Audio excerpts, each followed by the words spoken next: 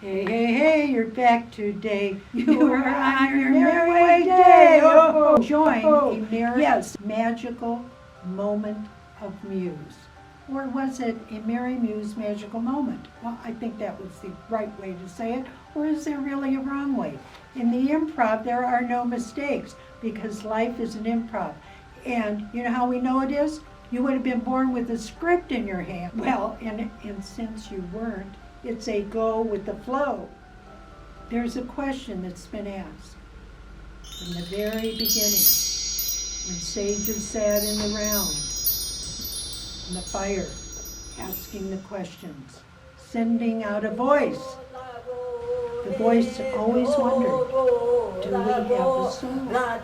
Are we soul-proof? It was a song by Train, and that's after his mother died. He wrote this song. Tell me, did you fall for a shooting star while you were looking for yourself out there? I love that song because it comes from the truth of somebody's experience. UCLA did experiments as far back as the 70s, recording images around the moment of a person's death, and a cloudy, smoky energy left the body each time. Was that the soul? The infinite matrix of energy? I feel connection to departed souls, who I know, who I sense. There's a holographic imprint of a person's essence. It doesn't die. All energy is transformed. We know that. So that cloud of smoke that they saw in UCLA that was rising out of a person moments as they were taking their last breath. What is that energy soul? My grandmother shared something really provocative with me when I was very young. She said a person never dies as long as someone keeps them in their heart and remembers. On a time. The icons that go on, famous rock stars, it's not that they're totally in our heart or are famous artists, but they're not forgotten because they're kept alive and people remember them.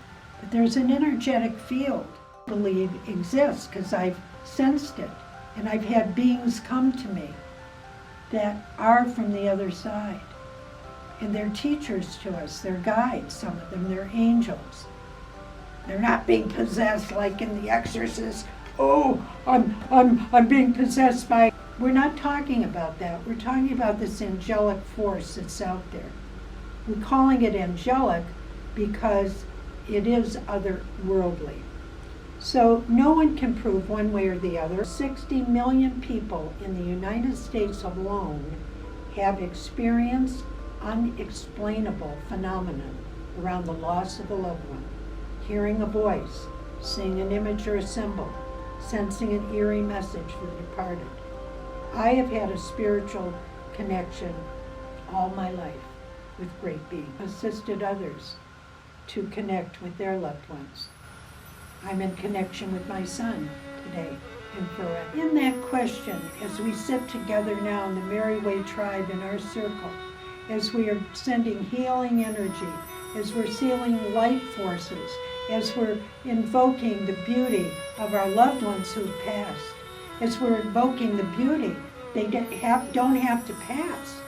We can connect to others across the planet by thinking of them, by blessing them, by sending prayers. This energy, the soul energy, is in us. We can connect with living beings, and this is what we need to know. We don't need a telephone. And it's been proven, the Inca Indians, when they travel across great lengths of time, they would send a message of the exact time they were going to arrive, way at the other village.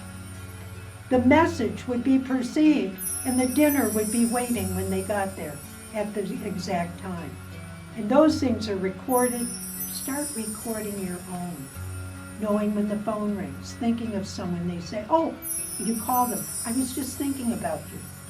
These aren't just sayings we say when people call us. These are truths. So remember, the soul is alive and well, and it never dies. Okay, you're on your merry way day. You want to subscribe? You're part of the tribe. Mwah. Lovely seeing Hey, you. say it's a merry way day, uplift way, your way. Sun is up, happy, happy, happy day. Love, love, love way.